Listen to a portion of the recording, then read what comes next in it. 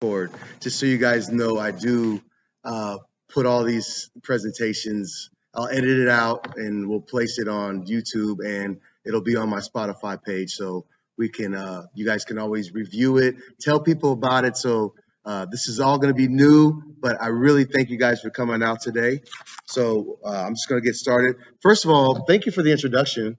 It's not often that you get to hear what you've done. So whenever you can get someone to introduce you, even in your home, and remind you of some of the things that you've done, that's a positive affirmation. So thank you for that.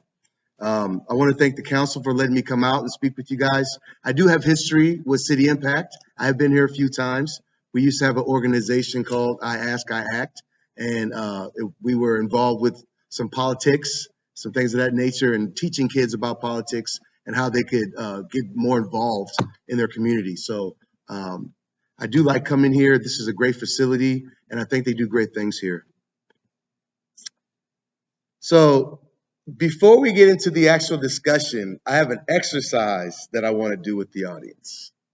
And I want everybody to do this. So what I need you to do, first of all, is I need you to take a deep breath. Then I need you to close your eyes. And I need you to imagine that you're walking through the Garden of Eden. You can see the beautiful plants and animals. You can hear the birds. You can feel the sun beating on your face as you walk through the garden, and it feels peaceful. As you're walking, you start to hear two voices. And as you get closer, you notice that those two voices belong to Adam and Eve. Now, open your eyes and raise your hand. Who wants to describe Adam and Eve to me? What did they look like in your mind? Anybody? Don't be afraid. There's no wrong answers. Go ahead. Okay, good. Anybody else? Be honest. What did you see in your mind? I haven't gotten there yet. Okay. So when I ask that question, the response I get a lot of times is a Caucasian couple, a white couple, or someone of European descent is what they visualize. So we're going to do this exercise one more time. So I want you to close your eyes, take a deep breath. And this time, I want you to imagine that you just won an all-expense paid trip to Africa. Except you can't go to Egypt, anywhere but Egypt. I want you to visualize getting on the plane, getting off of the plane. Visualize going to wherever you're staying. What does that look like? What do the people around you look like? What is that environment like? Now go ahead and open your eyes. Anybody want to describe what they saw? Go ahead.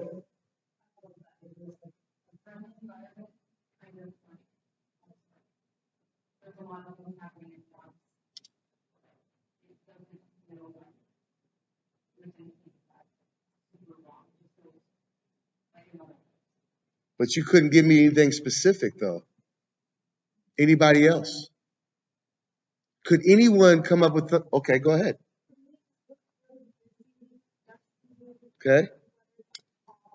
Okay. Hot weather, dusty. Okay. And I feel like that is a pretty common answer, isn't it? Most of the time when you ask people what they know about Africa, that's the response you get. So we did a survey with a group of educators and asked them questions about Africa, what they knew. Could they name any African kings or kingdoms? 90% could not name two African kings or kingdoms. That's very telling. So when I asked the question, what do you see when you picture going to Africa? Most people can't give me a specific location, a city. They couldn't tell me. They couldn't even describe what was going on outside the hotel room. Most people can't even describe the hotel room. Now, if I were to ask you to do that for France or England, would you be able to do it? Absolutely. You would be much more descriptive. But why is it that the second largest continent on the planet, you can't figure it out. We're going to talk about that today. That's part of what I do, is we're going to unlock your minds. So you've been given these misconceptions for years. Well, way before you were born. Hundreds of years ago, the propaganda started about what Africa was. A group of people wanted to come into Africa. They wanted to have access to the resources of Africa. In order to do that, and to do that in the fashion that they wanted to, they had to have a reason. So science and religion became the catalyst for those reasons. We need to tame the savages. We need to civilize them.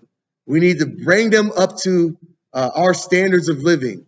We need to give them religion. And that's what they did. They went into the continent, and that's what they did. So today, I hope that you learn that Africa is more than just those basic descriptors that you have in your minds. We're going to have to find a way to look at Africa for what it is. It was the resource that the whole world needed in order to be here. Stop and think about that for a second. We would not be here today, any of us, if it were not for the resources that came out of Africa. And I'll explain that a little bit more later, okay? Africa became the world's personal ATM machine. Not only for financial, I'm talking culture, I'm talking a broad spectrum. We're talking out of Africa, okay? Okay, I have what's called preconditions of learning. We have to go over these first before we can get into the meat and taters of the material, okay? This is important. The first precondition for our learning is all human life on planet Earth began in Africa. Now, this is something we cannot dispute anymore because DNA evidence has proven it. Archaeology has shown us the way. The DNA evidence has solidified it. So it's something that can't even be argued. And it's interesting because there have been scientists that have tried to prove that the cradle of civilization were in other places. So they use DNA evidence to try to prove this. And in the reverse, it proved just the opposite. It proved that Africa was the cradle of civilization. All points are expressed from an Afrocentric worldview. And I'm going to give you details about what an Afrocentric worldview is in a minute. But when you hear me talk about the things I'm talking about, I am thinking about my people as a whole. I am thinking about us before me. And everything that I talk about, that's a general rule of thumb you guys have to understand. Okay?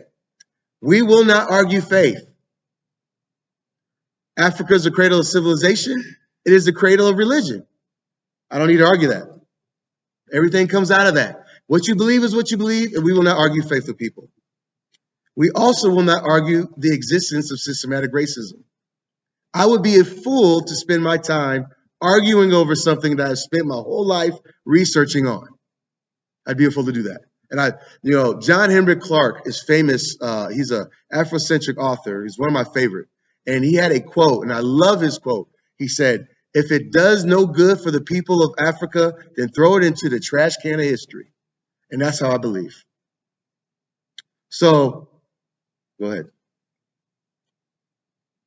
This is just some general information about what we're talking about. Some terms that you guys need to understand. I say people of African descent. When I say people of African descent, I'm not just referring to the people that are on the African continent. I'm talking about everyone of African descent that is in Africa and the diaspora, which is considered the sixth region of Africa. That is all areas outside of the continent of Africa. So when you hear me say people of African descent, that's what I'm referring to. On occasion, you may hear me say black or white or use those terms, but those aren't true terms. I'm not a descriptor. You know what I mean? I'm more than that. I'm not a color. That doesn't describe anything about me. That doesn't tell anything about, this gives you zero cultural reference about me. Black. So when we say Caucasian, or when we say, I don't even like to use the term white, if I'm being honest, because that's not a true descriptor of the people that I'm talking about. Let's see if there's anything else up there I wanted to make sure. So this is basically, we're going to talk about the 4 pillars of Afrocentric understanding. We're going to get into depth in each one of those pillars along, but I just wanted to give you an understanding of when I say PAD or PAD, that's a person of African descent, and I try to use that reference as much as possible, okay? Go ahead. One more. Okay. The first thing we need to understand is there is a difference between the Afrocentric and the Eurocentric worldview. These are the 2 dominating worldviews historically, okay? So when you look at the Afrocentric worldview, it starts with the term Ubuntu. Now that term means, who am I if not for us? Who am I without we? Okay, that is a specific survival need for people of African descent. To be clear, in order for us to have survived on the planet, we had to cooperate. We were not going to survive coming out of Africa if we had little pockets and we didn't work together. So that term personifies that. And the term Ubuntu has about 45 different translations across Africa. It's in 45 different languages. There's thousands of languages in Africa, but you can hear it throughout the continent. So that tells you how important that understanding is of that term. Secondly, man is a part of nature. So you don't fight what you can't control. You have to learn how to deal with it and live and adapt to it. Second, you see up there animism. Now what that is that life is in everything around you. Life energy flows through everything. Stone, trees, air. And you have to appreciate that energy that flows through everything. We are all connected through that energy that flows through all of us and everything around us. And finally, circular thought. What that means is you're not just talking about the future. You're not just looking ahead. You're remembering the past and the present in your way of thinking. You always keep the ancestors in mind, and you always keep those around you in mind. Now, the Eurocentric worldview, it started around, 200 BC, but what it has to do with is Greek and Roman philosophers created the Eurocentric worldview. Individualism comes out of that. How do you measure what person does successfully? That's through materialism. These are Eurocentric worldviews. So you are judged or measured by your material goods. This was laid out by Plato. This was laid out by Aristotle and Greek and Roman philosophers henceforth in it.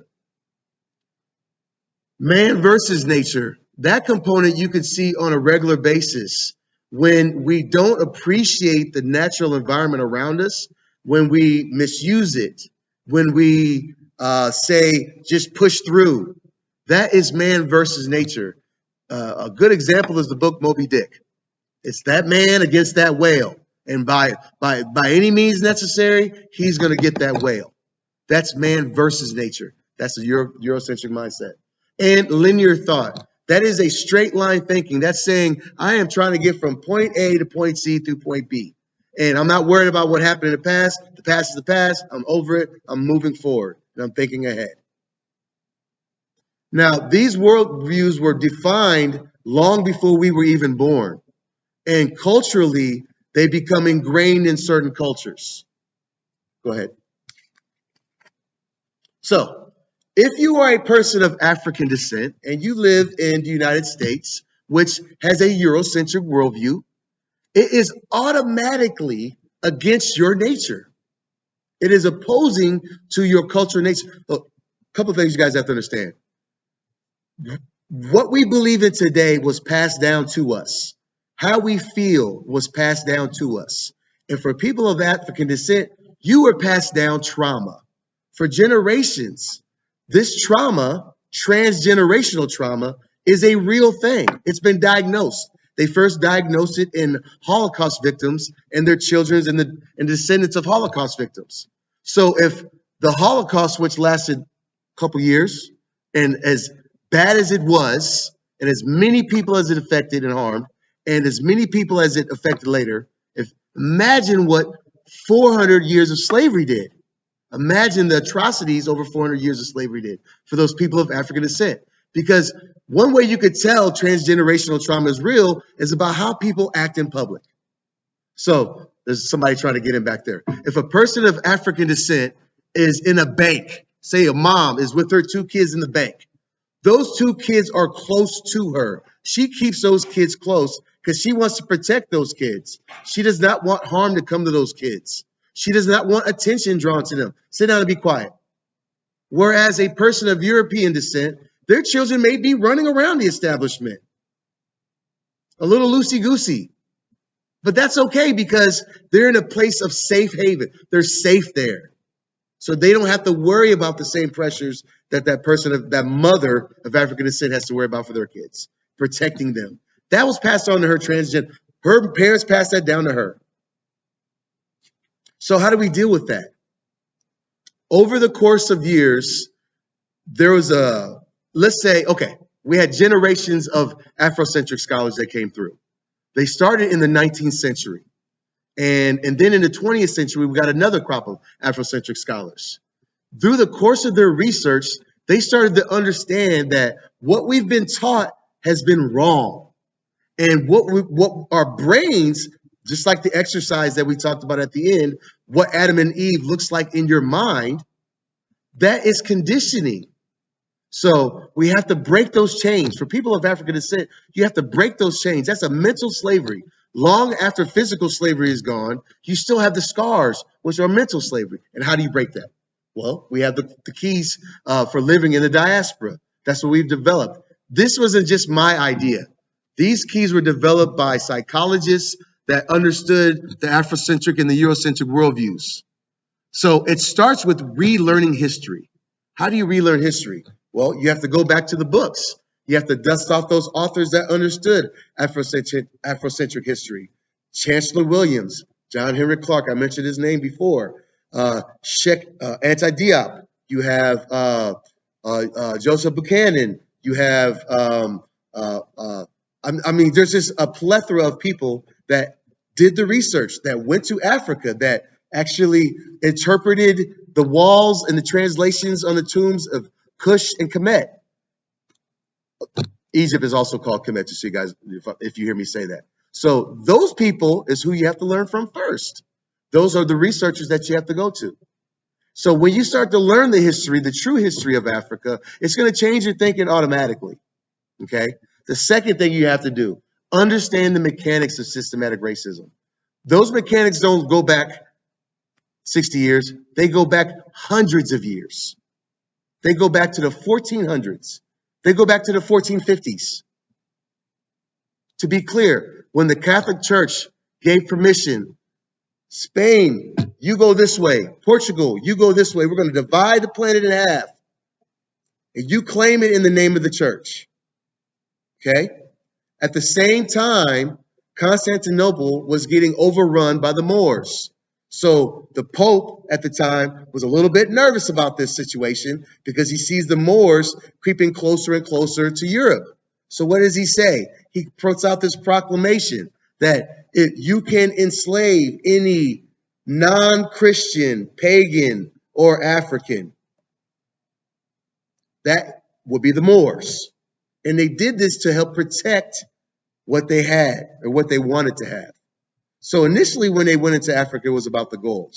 There was this guy named Mansa Musa that they had heard about. He was the king of a mighty empire, the Mali Empire. He was one of the richest people ever on the planet, worth about $400 billion in today's terminology. And he was on his trip to Mecca, and he traveled throughout Africa on his Hajj to Mecca. And he was so rich that he bankrupted the local economies. He put so much money in gold into the local economies that he bankrupted. Now, 200 years later, the Europeans find out about this Mansa Musa and all this gold in Africa. And we're like, we got to get some of this gold. That's where the gold is at. So, understanding the mechanics of systematic racism and when it starts, that's important. Then you have to practice self-care. After you do these things, you're going to get stressed out.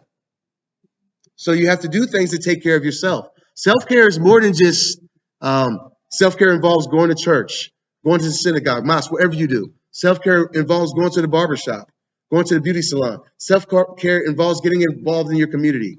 Exercise, diet, nutrition. These are all pieces that are involved in self-care. And if you're doing all these things, The last thing you need to do is stay involved in your community. If you are staying involved in your community, then you're feeling those feelings that you get when you see a George Floyd. It will change because you know you're doing something about it. You know your mind is open to the knowledge and you're doing something about it. Okay. At the bottom there is just a brief image, and what I just wanted to remind people of what the diaspora was and how many people came out of Africa into the rest of the world. And we're not even talking about we're just talking about the transatlantic slave trade. We aren't even talking about the Indian Ocean slave trade. You guys don't even you don't get taught about the Indian Ocean slave trade in school, but that started 700 years before the for the Atlantic slave trade. The Indian Ocean slave trade involved 80% women that were taken in slavery over the course of those years. So it's just important to understand the Indian Ocean slave trade and it is the African or Atlantic slave trade, okay? But stay involved in your communities. You go ahead and change the tile there. So when we go back and say relearn African history, I start with the Kingdom of Kush. And the reason why I start with the Kingdom of Kush, it was the first purely African kingdom. Arguments can be made that Kemet had influences from outside cultures. They could say that the Hyksos came in and influenced the Kemites. You could say other Asian cultures came in and influenced the Kemites or Egyptians. You cannot say the same for the Kushites. Their greatest influence was the Kemites because they were so closely related and they shared the Nile River. Now, the reason why I start with them as well is because they had some really historic people that no one knows about. They had some women, because I like to give women their props. They had some women that were the queens and a succession of queens, not just one. They had successions of women queens. And in order for you to be a queen of the Kushite kingdom, you had to have some skills, okay? You couldn't just be an ordinary, no. You had to have some managerial skills, you had to have some fighting skills, and you had to be able to stand in front of these men and lead them, okay? So there are several women that were known for that, but one of my favorite, this artist out of Omaha did this for me, and her name was Amani Renus. And Queen Amani Renus was known as the one-eyed Queen of Kush. What made her so important is she was the first person to bring the Roman Empire to the negotiating table. At the time, the Romans were running through everybody. They were just conquering all these lands, and they had their eyes set on Africa. They had already conquered Kemet, and they were working their way down the Nile River, and they saw Kush as the next place to go. They were trying to work their way to the Kingdom of Axum, is what they were trying to do. But they had to get through these warriors. The Nubians, as they were known, were the greatest archers in the world. Archery was said to have originated in the Kushite kingdom by the Nubians. They had this little ring that they put on their finger, and this was kind of like how they helped to steady their bows, like their secret, but they were known to be able to shoot your eye out from 100 yards easily. So the Romans were not prepared for the strategy that Amani Renus put forth to them, forced them to negotiate. She did this boss move too, by the way. I almost forgot about this. So there was a statue of the emperor of Rome, right? Augustus. He's got this huge statue. You know, he puts this stuff up everywhere, you know, just to, you know, give his glory to him, the Roman Empire. And she tore down the statue, took the head off the statue, it was a huge statue, took the head off, and buried it underneath her palace in Miro, the front steps of her palace. So that every time you walked up to her palace, you were walking on Caesar's head. And he knew that. Now, this story was not told. This story was lost.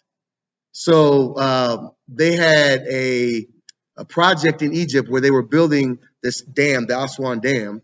And in the process of building this dam, they were going to end up having to flood the whole region where the Kushites lived. So the UNESCO and all these different countries got together and they said, we need to get in here and try to preserve as much as we can. So they went in, moved some of the monuments and artifacts out, some of the tombs, lifted full structures and moved them, relocated some of them. Some of them did get lost. So there's a lot of history from the Kushite kingdoms that is lost, but we are starting to piece something together because Now we have underwater divers that can go in and do things now that they, used to not be able to do. So they have archaeologists that put on the diving suits and they go in now. So we're starting to learn more and more. And if you guys follow archaeology at all, new finds are getting popped up all the time with new information about the Kushites.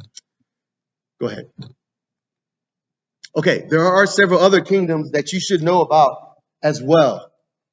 So I mentioned Axum. It was a Christian kingdom. Axum also was important because they actually, without them, there may not even be Islam. So when the Prophet Muhammad's followers were getting persecuted in Mecca, they went to Africa and he told them, Muhammad said, go to Africa, go to the Christian kingdom of Axum and seek refuge with them.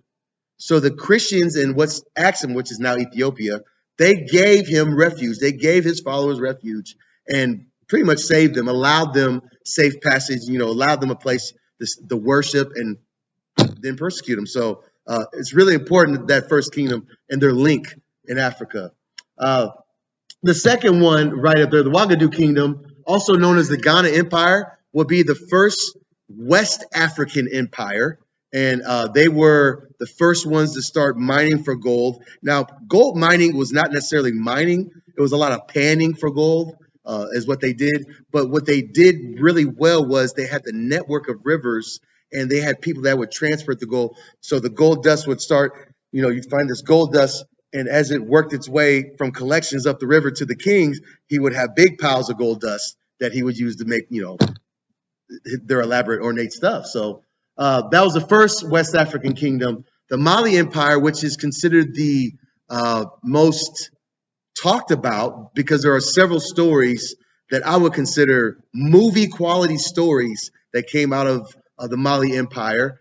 So that was one. You get into the Mali Empire, you're going to learn all kinds of things about Sundiata Keita. He was this great founder of the empire. You're going to learn about Mansa Musa. You're going to learn about Mansa Musa's brother, Abu Bakr, who actually came 200 years before Columbus to the United States or to the Americas. And there's proof of that as well. So Mali Empire is extremely important to learn about. And finally, the Songhai Empire, which is considered the last great empire, Western African empire before colonialism came along. So learning about how it was an Islamic empire, but the key was that they did not force Islam on the people of Songhai. They allowed them to still keep their local practices and culture and customs. So that was a good mix for them.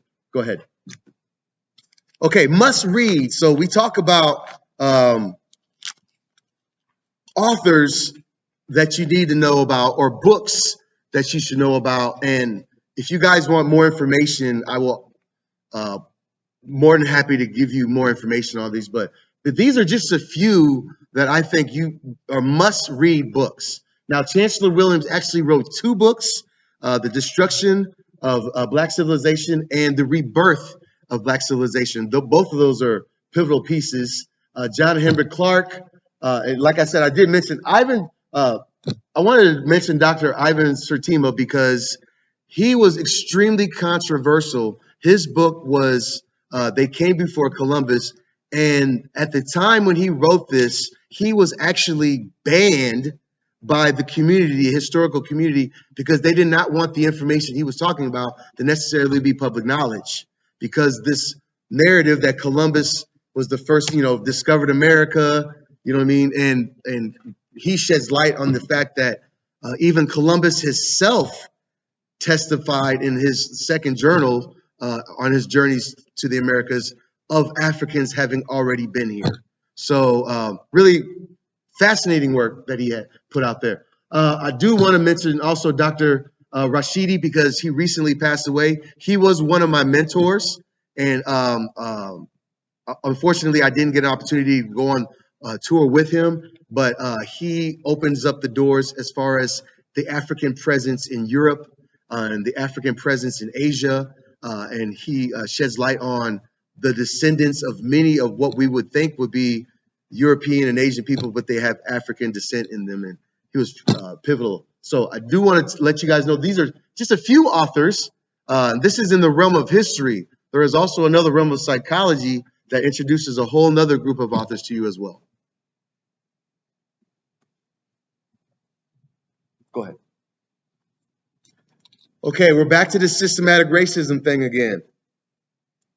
And I had talked about the timeline. And when I talk about racism, so people define racism differently.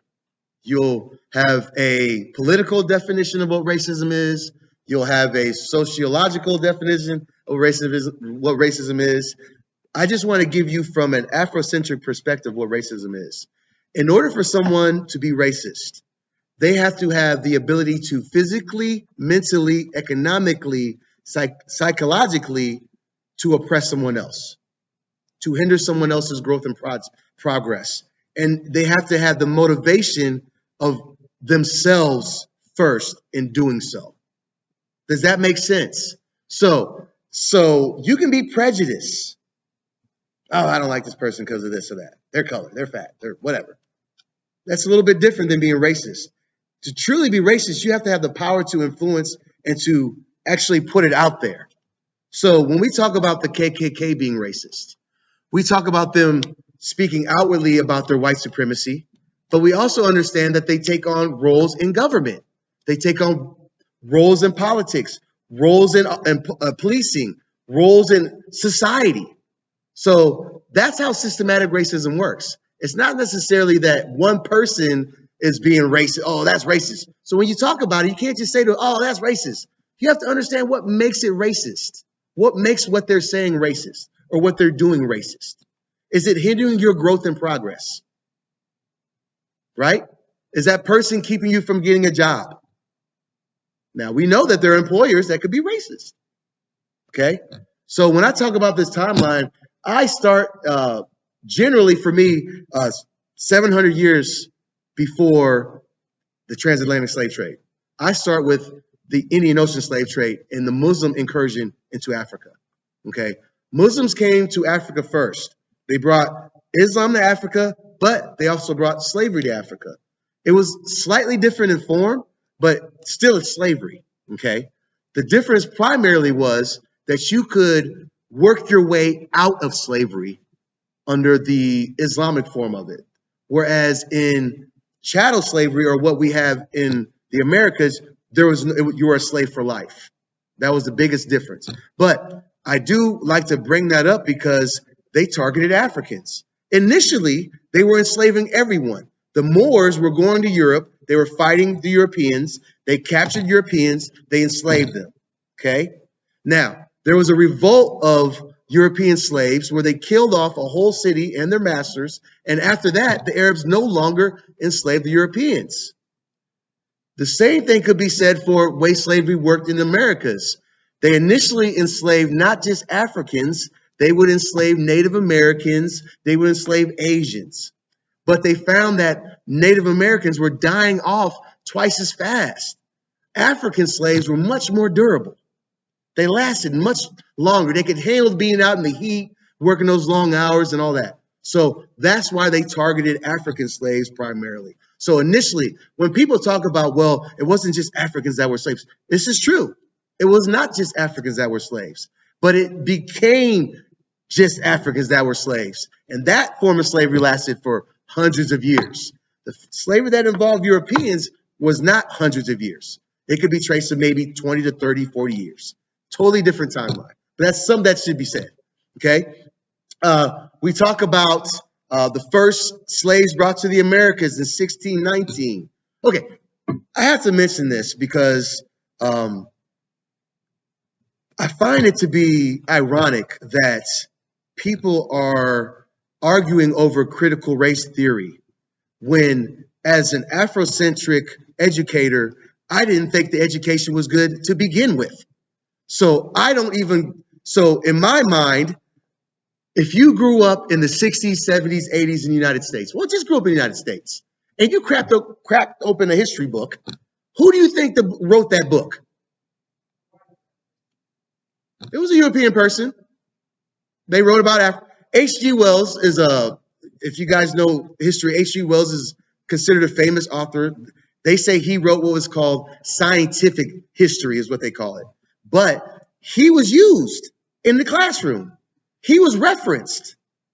And H.G. Wells said the cradle of civilization was the Mediterranean. It was between the Tigris and Euphrates River, somewhere along that, which would make the cradle of civilization an Asian or Eurocentric concept, as opposed to it being an Afrocentric concept, as opposed to the cradle of civilization being in the Sudan,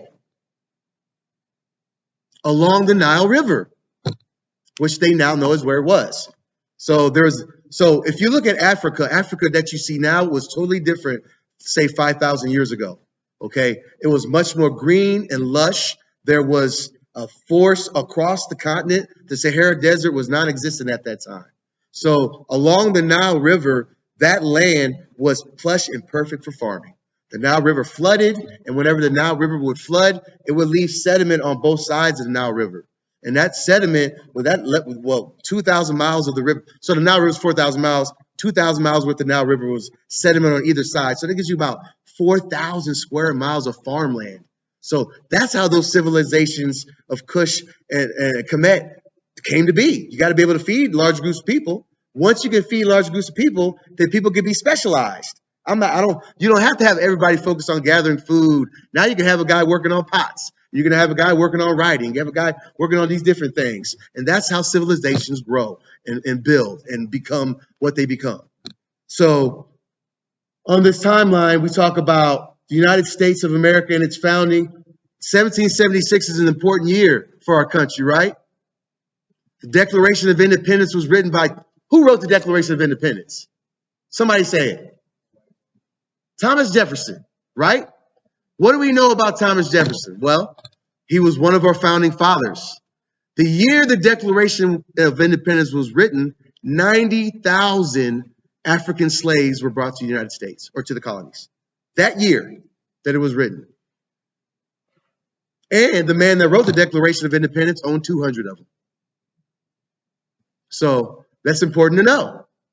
When he wrote it, that's why when we talk about the Declaration of Independence and the Constitution, and we say that was not written for people of African descent, that's exactly what I'm talking about. The person that wrote the Declaration of Independence did not have his slaves in mind when he wrote it. If that was the case, he wouldn't have had them. He'd have freed them. Okay. So you should study the timeline. I don't want to bore you with it because there's a lot in the timeline. But understanding the timeline, one thing that you will get from it is that whenever there is a surge in, let's say, civil rights or human rights, then there is also a rebuttal very soon. Society, the United States, typically responds in a negative way. For example, Obama was elected president. He did his 8 years. How did the nation respond? We went total opposite. And I'm not being critical. I'm just saying that's the natural response of the country. Is we flip the script. Go ahead. One more. Okay.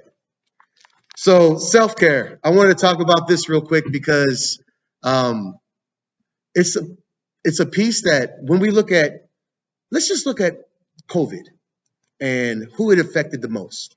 It was people of African descent that were the highest rate of death because of COVID. And that's because they had the worst health care. So self-care is understanding the importance of health care. I grew up in a family where my father refused to go to the doctor. And it was almost to the point where he almost lost his foot before he decided to get it figured out. The African-American community has an issue with the medical community, rightfully so. When you look at the Tuskegee experiments and what was done to people of African descent, when you look at how Vietnam veterans were treated because of the Agent Orange and what they suffered from, there is a genuine distrust with healthcare. That has to change. And it starts with simple things. It starts with understanding what healthcare is and where to get it. It starts with self-care, taking care of yourself on a daily basis, understanding good hygiene, understanding good mental health, what good mental health is, and understanding the importance of rest. That's one of those keys that I don't think we focus enough on is rest. Because what do we always say? Rise and grind.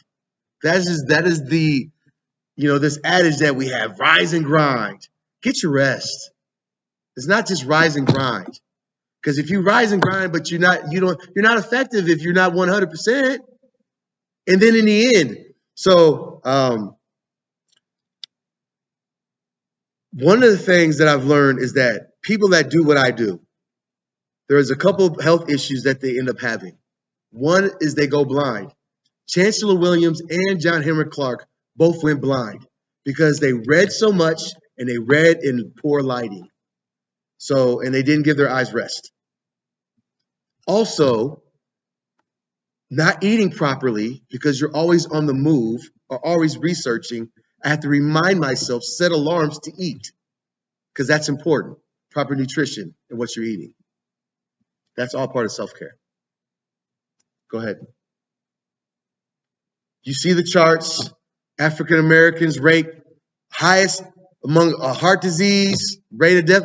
68 is the average life expectancy of the African American male, whereas I believe it's 78 for the European white female.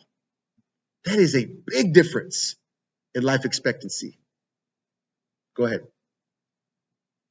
So the community involvement piece is really important because, like I said, it goes back to you taking the information that you've just been taught and sharing it with other people. There's no sense in me sitting in my office and reading all these books and writing all this stuff if I'm not sharing it. I could write a PhD level book, but what does that have to do with the common person? The layman is not going to read that book. So you have to make it accessible to the average everyday person. Make it easy for them to read and understand. So the information that I have up here, you guys, when you leave, you can grab that. That is basically the layman's version. It gives you the basic rundown of what you need to know. And so you can go forth and learn other information. But that community involvement is beyond, that's that Ubuntu that I was talking about, right? That's me coming full circle back and representing my ancestors, representing my present, and representing my future. That's that circular train of thought. Okay? Go ahead.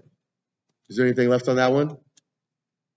Oh, so these are just a couple memes that I put out. I know that people like the memes and imagery, and I'm trying to get better at it because I understand that it's flash communication a lot of times, and you guys want to digest information quickly. So I just like to throw those up there. You could just scroll through them. The rhythm is in your blood. That is an actual thing, okay? There's research that's getting done that is talking about verve and rhythm and the effect that it plays on your body, how it affects your health. And so if any of you, just as a general idea, if you go to church or if you go to any religious function where there's music involved and motion, it will stir a feeling in you. And that is an energy that is connected with everyone. So there's amplifiers to that, to that community connection. That's called a community spirit that you have. Go ahead. Raising people of African descent. So when I say people of African descent, I'm talking about you could have a mom that is of European descent. You could have a father that's European. I don't care. If any part of you is of African descent, then you are of African descent. And that is not my choice. That is society's choice. That is what society has chosen to say. You are of African descent. Now, it doesn't seem like that right now, but history has already proven that when the time comes, that's how society will respond. It will say, if you have any African blood in you, are of African descent. So I like to say it and roll with that because I'm okay with it. Go ahead. African history is world history. There's no separation. Because remember what I said at the beginning. Africa is that connected to everything that's going on in our history in the world. There are companies that are billion-dollar companies today that owe their profit, their money to the slave trade.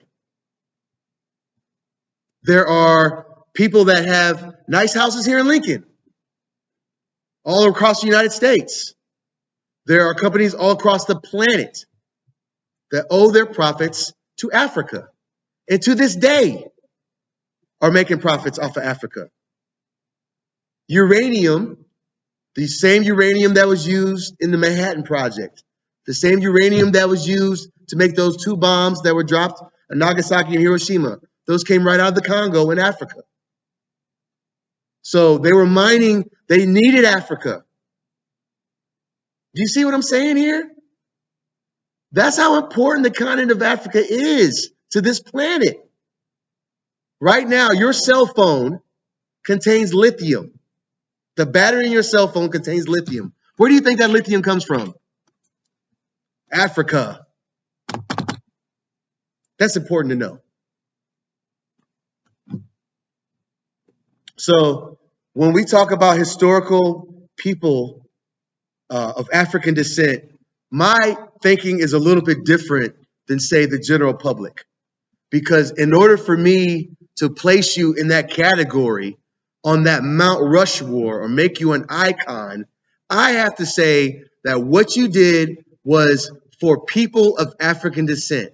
Your life was spent and dedicated for people of African descent and their benefit. And if everybody else, if the other people benefited from it reciprocally, that's good. So the people that I have up there, such as Harriet Tubman, Maya Angelou, I have in the very middle there, that's Imhotep. He was considered the first scientist, educator, psychologist, philosopher. He was right out of Egypt. Okay, designed the first step pyramids. So it was part of the first 3rd dynasty of Egypt. So extremely important person of African descent. Obviously, Frederick Douglass, Malcolm X, Martin Luther King.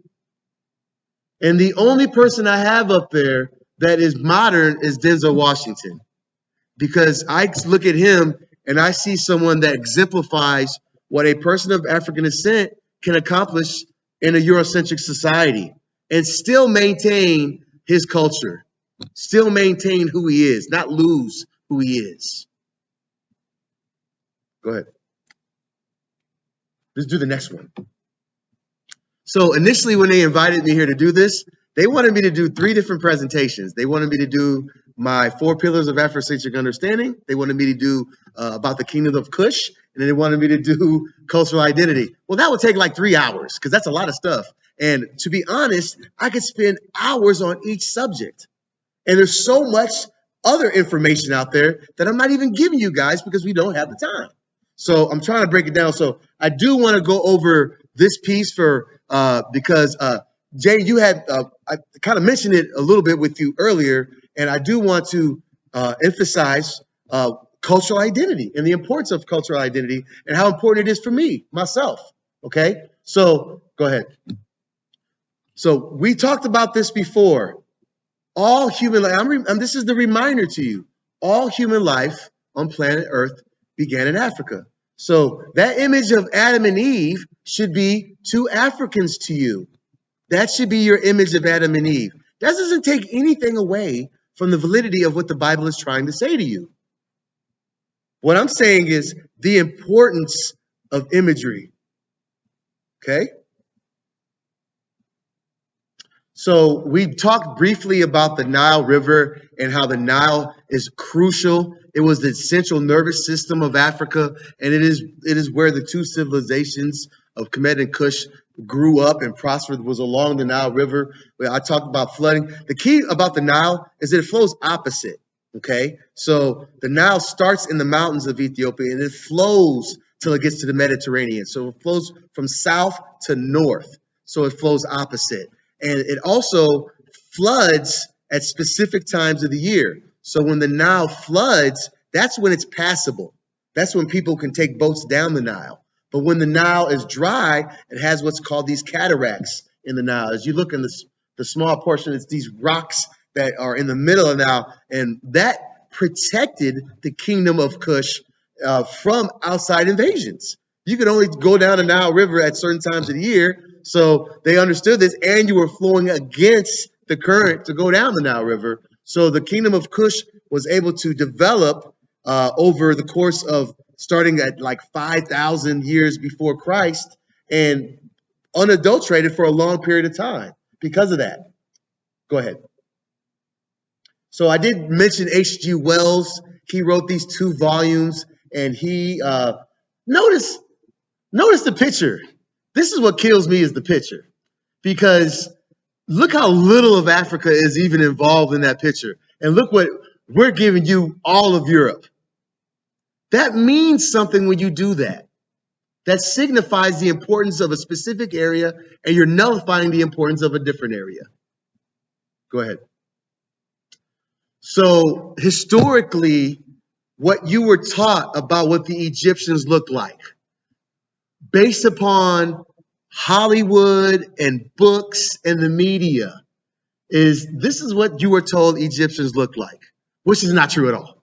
Now, there was a period of time in Egypt when the Hyksos, who were considered European or Asian in a complexion, when they came in and they ran Egypt, or Kemet. That was the 24th dynasty. But they were forced out. And that was a very small period of time in the big picture of Egypt. Go ahead.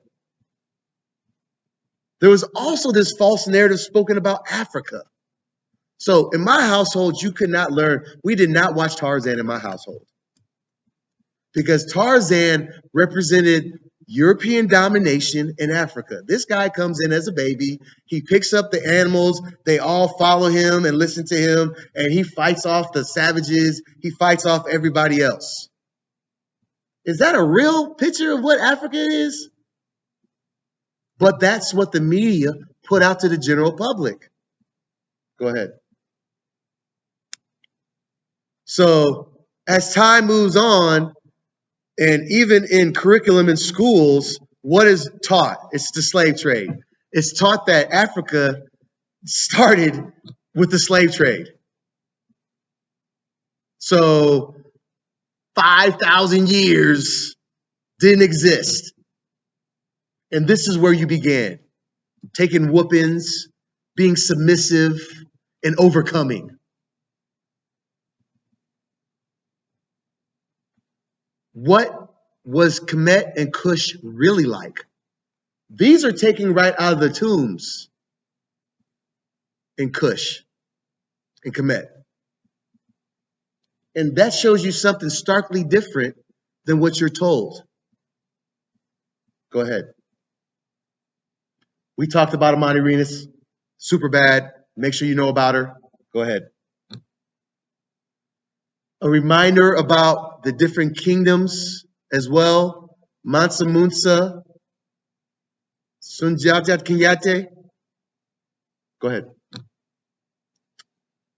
I did speak briefly about around the 19th century when we started getting a new group of Afrocentric educators who understand the importance of representation and writing your own history and speaking your own narrative and being able to speak your own truths. Frederick Douglass, W.E.B. Du Bois, and Marcus Garvey are 3 primary ones I like to speak about because they believed in Pan-Africanism. Now, I personally believe the ideas of Pan-Africanism still have their place, but the concept itself is dead, and that's a different discussion. But I do believe that there is merit to having a Pan-Africanist mindset, which means that you always keep Africa in your mind when you're doing things, basically. Go ahead. So it's well documented that our country had an issue with our civil rights leaders in the 50s and 60s. And this quote is by one of our leaders, supposed leaders at the time. The greatest threats to the stability of the American government since the Civil War is the civil rights movement. Now, the leader of the FBI actually said that. And he followed through with his comments by investigating, wiretapping every civil rights leader at the time. They had dossiers on Martin Luther King, on Malcolm X, and there is rumor that they had involvement with their deaths. All the faces that you see up there are people that were killed because of their opinions, because they wanted equality. Go ahead. So in the 70s, there was this beginning of Afrocentric resurgence, where you had Afrocentric ideas cropping up in sports. Athletes were starting to speak up a little bit. You had a couple like Kareem Abdul-Jabbar. There were several, Muhammad Ali. You have the Black Panthers, who were a community-first organization that creeped up. And all of them were starting to reconnect with their Afrocentric understanding. Go ahead. This also trickled into the music of the 80s. When hip-hop first started, hip-hop that we had is not what we have today. Hip-hop and rap were not categorized differently today, okay? Now you have these categories where they say alternative rap, and they put groups like A Tribe Called Quest and things like that as alternative. They were not alternative rap. They were hip-hop. It was mainstream hip-hop at the time, and it was Afrocentric in nature. As you can see, they embraced their culture and their history, and they were trying to get people of African descent to do the same. Go ahead. But something happened. All of a sudden, this genre of music became popular, and people started seeing you could make money on it. And they started seeing the power in the music. Now, all of a sudden, we have a problem, and we have to change the narrative. So Jerry Heller is a prime example of it. That man up in the corner there, he is actually the person who founded NWA. These guys that are in NWA weren't even from the same neighborhoods. They were all brought together by this guy to form this group, and were given this name and this toxic identity.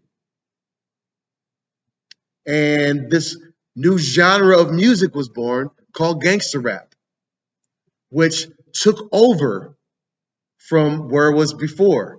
As opposed to being socially conscious, now we became socially unconscious. If you notice up there, I also have the Fresh Prince of Bel Air up there. And the reason why I have that up there is because it was actually made by a white couple, and they wrote the script, developed it. And if you really watch the show and pay attention to Will Smith's character, there's a lot of toxicity in his character. He's misogynistic. He's labeled. He's lazy. He's trying to cut corners as often as he can. He's got a cousin named Carlton who's articulate, is educated, who he constantly berates because Carlton is different. He's got an uncle who's a judge who he can't get along with. And the idea that his mother had to send him all the way across country to his wealthy family in this privileged area in order for him to be successful. So I include this in the negative narrative for people of African descent. Go ahead. So BET is another example of how the media has an influence on what you see, what you believe, what you feel, and what you know. BET was owned by an African American, but BET eventually was bought by Viacom. And you see the couple down in the corner there on the left, that's who owns BET currently. And if you pay attention to the programming that you see on BET, it'll show you that the programming is pretty toxic. You don't see very many shows that show you empowerment in a positive way. You get soap operas, you get power, you get reality TV, but you don't get realness. You don't see any show on there teaching you how to budget your money, how to buy a house. You don't see anything on there teaching you how to get a job, how to articulate.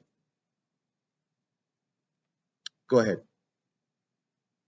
Now, what are people of African descent?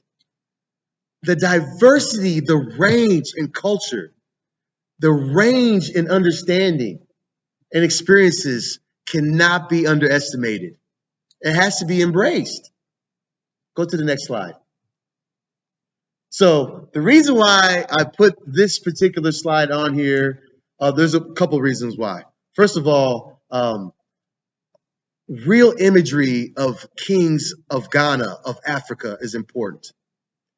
And then one of the few times in which Hollywood got it right was, and they didn't get it right 100%. I'm going to say they got it 80% right, was the movie The Black Panther.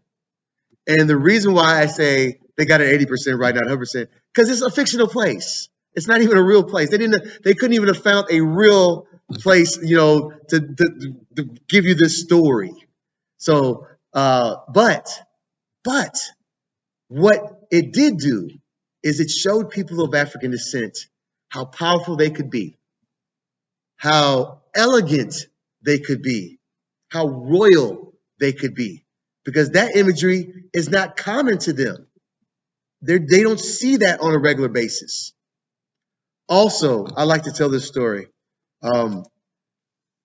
My kids went to Beatty Elementary, and I was picking my kids up from Beatty Elementary one day. I'm sitting out in front of the school, and school was letting out. Groups of kids were coming out. This was at the time when the Black Panther movie first came out.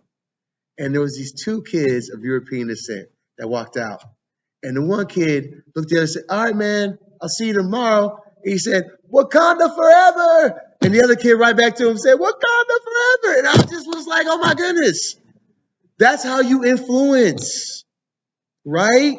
Now you have a generation of kids that have seen African superhero. So they know they exist. And they know that they're pretty cool, right? And it's okay to be one. It's okay to want to be one. Once again, a reminder, the 4 keys.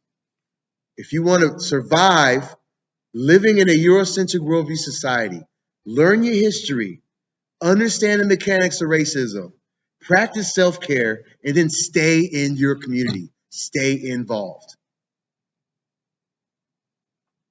So I think I'm going to go ahead and cut it off there.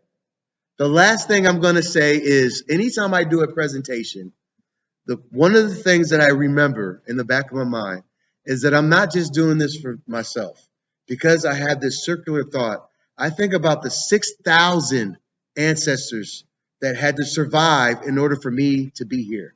Meaning, during the Atlantic slave trade, during those 400 years, 6,000 of my ancestors had to survive over the course of that time in order for me to be here today.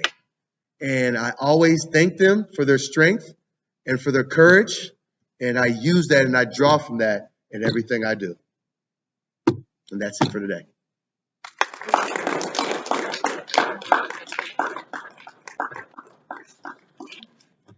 All right, now to my favorite part, the Q&A.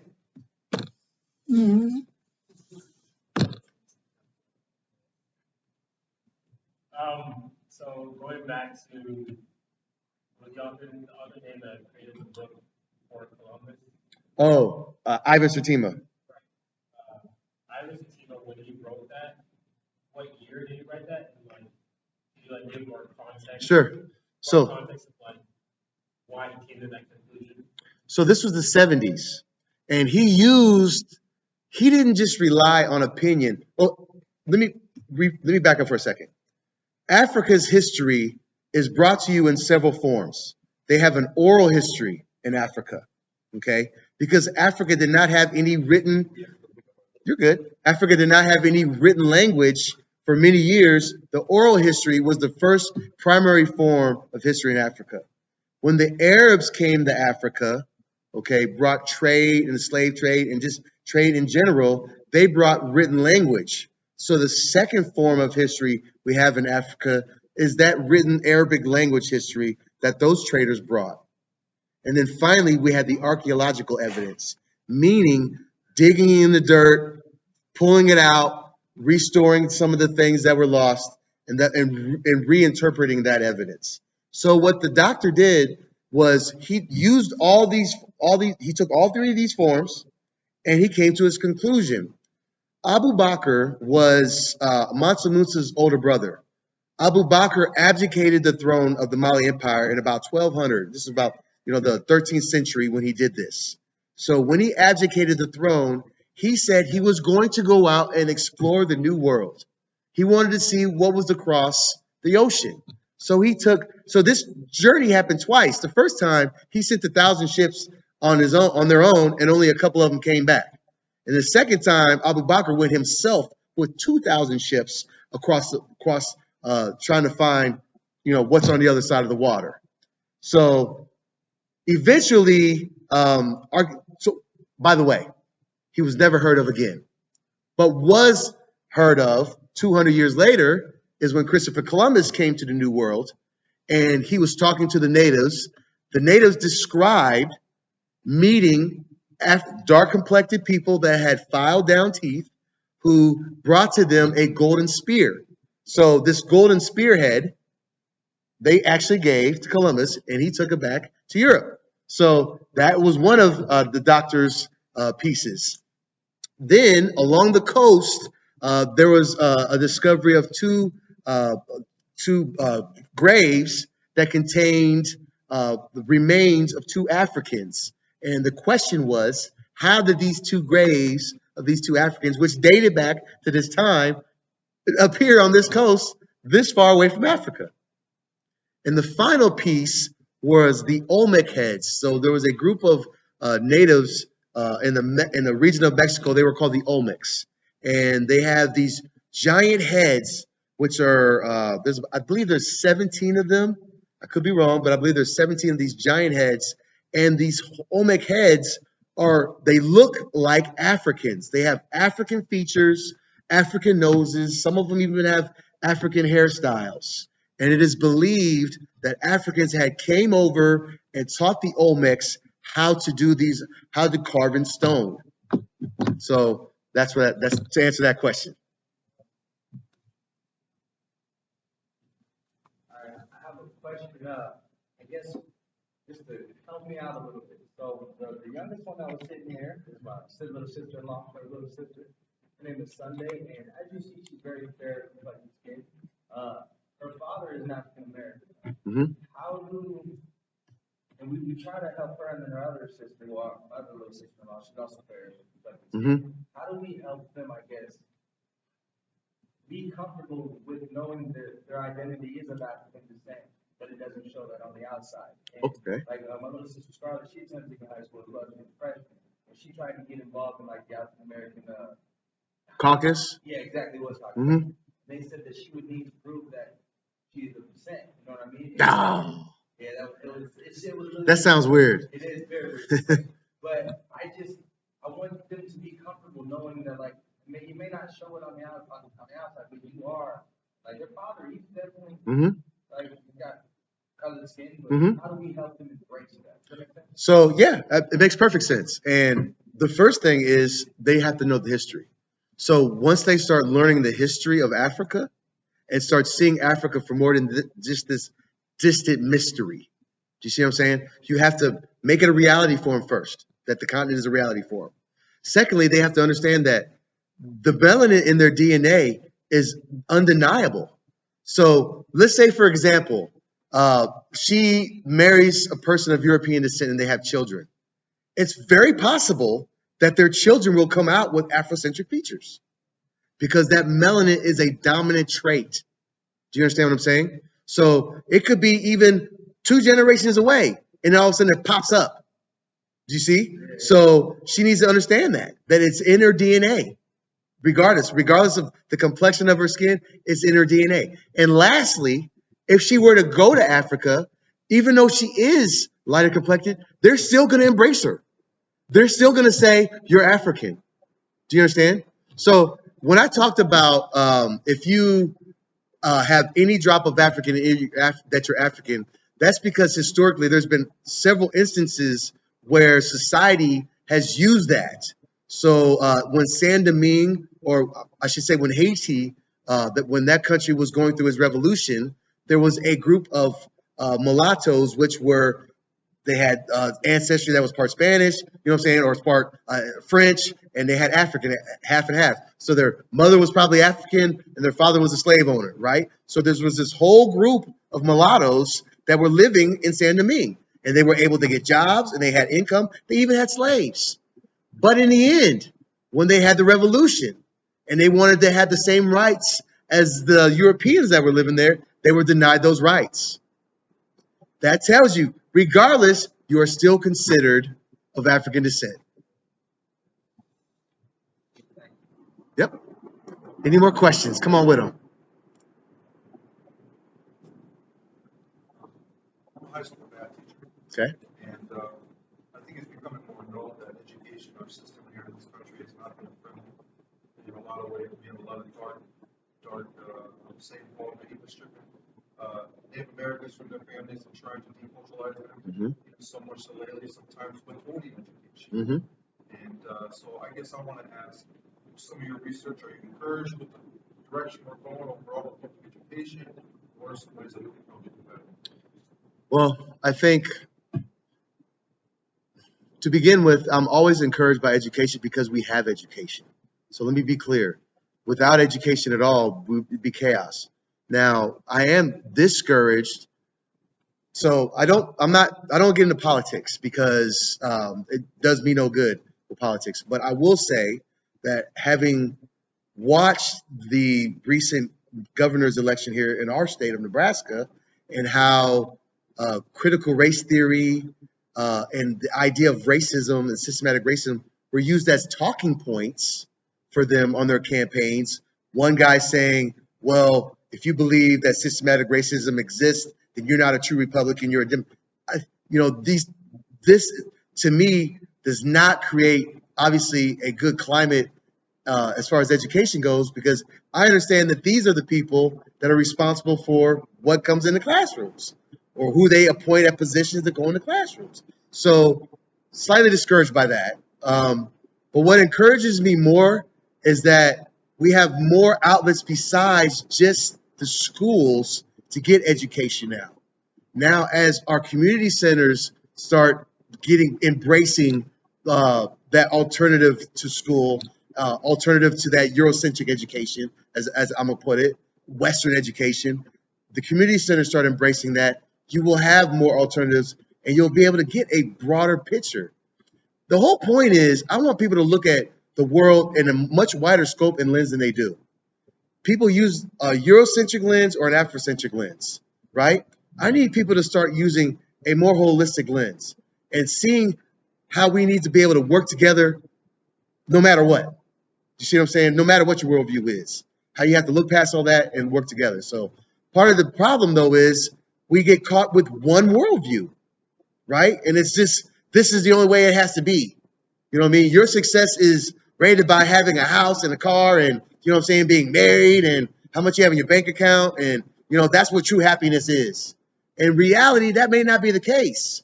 You see what I'm saying? The poorest people on the planet can also be the happiest people on the planet. Those do not go together necessarily. Do you see? But when you focus on individualism and materialism, that tends to be the case. So I'm encouraged yet discouraged at the same time. And as long as what encourages me is me getting opportunities like this. You had a question? I'm going to ask, in your viewpoint, how do we combat systemic racism? So in my viewpoint, you cannot combat systemic racism because we are in the society. This is the society that we live in. That's why the 4 pillars are so important. Because if you decide to live here, all right, what are your choices? You either live in the United States and deal with it, or you say, I want to move back to Africa. And that's the problem I have with the Pan-Africanism movement is you're not just going to be able to take 40 million people and just move back to Africa, right? You're going to destroy the local economies. You're going to make cost of living for those people in Africa extremely high. That's just not feasible. And who's going to give you that much land that you're going to need for that? So what's your other choice? You can either carve out your own piece of the United States and call it, Africa land, which is not going to happen, or you can learn how to deal with living in this society, which is what you have to do. And that's what the 4 pillars are designed to do. Help you understand how to deal with it. If you follow the 4 pillars and you're doing these things on a regular basis, it's going to improve your way of life. It's going to change your mentality about everything. I don't even look at some of the things, the way I used to look at the issues in our society, I do not look at them the same way now. I understand that they're going to continue just because this is the nature of our society. It's what it was built on. Remember, I talked about that. There is no part of our society that can owe its. It was all built on the back of Africa. Our highest institutions, Harvard, Yale, they just came out and talked about it. Harvard had to sell 200 some slaves in order to keep the doors open. These are our institutions of higher learning here in our country. So there is no form. No, so if you're going to live here, you have to learn how to deal with it. And that's how you deal with it. I shake your hand. We got to take off. I'm sorry. No, you're good. Thank you so much for everything. Thanks for coming out, man. I appreciate you. Yes, yes. Oh, my question was like, where do you think we should like start with the learning history? Because like most of the research that I want to start with like the white perspective, so it's not like So there are white perspectives that I still find. There's a guy named Leakey. He came out. There's a book called Origins, and Leakey would be considered one of the first Europeans. Now, granted, he was an African. He was born in Africa. You know what I'm saying? Raised in Africa, but part of colonization is how he got there, obviously. But as an archaeologist, he was pivotal in finding remains of Africans and carbon dating them accurately and being able to form the real concept that Africa is the cradle of civilization. So Richard Leakey is one person that I would say, and he's a Eurocentric guy, but still I would put him in there. Then I would say Chancellor Williams, and the reason why I say Chancellor Williams is that he didn't just dig in. Now, there's nothing wrong with that. Going to libraries, getting research, doing it that way. He did first-person research. He went to Africa himself. He learned hieroglyphics. He learned several languages, and he went over there with a team of people, and they all worked on his books and came together with his knowledge and correlated together. So I would start with him. I would definitely go Chancellor Williams. And then there is a volume of books by UNESCO, and it's there's, I believe, 8 of them, and it is all about African civilizations. So if you go out and want to look up those books by UNESCO on African civilizations, they're extremely in depth. 2/3 of the writers or people that participated came out of Africa. 1/3 were out of Europe or the rest of the world. So they have a very diverse of people that participated in those books. And those books came about after when I said about the Aswan Dam and the flooding of the Nile. They were doing all that. They came about of that scramble for that information, triggered that, and they end up having these conferences. And so the UNESCO books are really good as well. So those are 3 heavy hitters to start with. You're welcome. Any more questions for me? First of all, thank you for this presentation. Really awesome. I'm a community organizer, and part of what I do is have kind of facilitate race equity conversations across the state. Sometimes that's in rural counties, and most of the time it's with majority European people. And sometimes I find in those spaces the conversation is so baseline, and I think because you mentioned like with the critical race theory and like all of it's just become so convoluted, and just the basic truths are now being like people are trying to challenge them. So I just wondered if you could speak anything about like how to keep the conversation honest and like in a place where we're moving forward and advancing in a place where we're reaching for equity. And that's challenging because, first of all, going into those meetings, there has to be the intention to want to become better at, be a better human, better person. I think, that's the element that I always find curious is that it's just being a better human, right? It's trying to get people to understand that by understanding more about other people and other cultures, it makes you better. It makes your interactions better, not just with other cultures, with each other. So what ends up happening when there's a room full of white people and there's no one to checks and balances that is the conversation never will get any deeper than that. Because now you're going to have to ask them the really hard questions. Do you see what I'm saying? So as the moderator, you have to ask the hard questions, right? What is racism to you? What is systematic racism to you? Do you even believe it exists? Before we even have these conversations, where is your mindset at on that? You know what I mean? Because that's important. Because they might say, well, I don't believe it exists. Ask a person of African descent, do they believe it exists? Now you've got a whole nother perspective, right? And isn't that what it's about? Us really understanding if you're living in this society where your view has been the dominating view and, you know, all of a sudden these things creep up and it's like, it makes you uncomfortable. Don't you want to figure out why? You know what I mean? How you can make that better so it's not as uncomfortable, those feelings that you're getting? It's because you got to learn the other views. That's where it starts. I hope that answers your question. Okay. Anything else? Anybody? It's storming outside. We got it going on right now. Well, I want to say once again, thank you everyone for coming out. Don't forget, please find my YouTube. It's United Diaspora to Africa Foundation. That's the YouTube page. And I do have a podcast. You can have it's on all the platforms.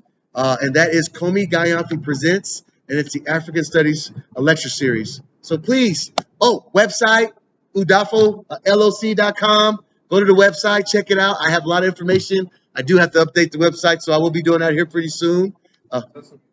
Yes, I have information up here. You guys, please take some of this stuff. It cost me to print it out. I need you guys to take it and get that information out. I appreciate you guys for coming out. Thank you, man.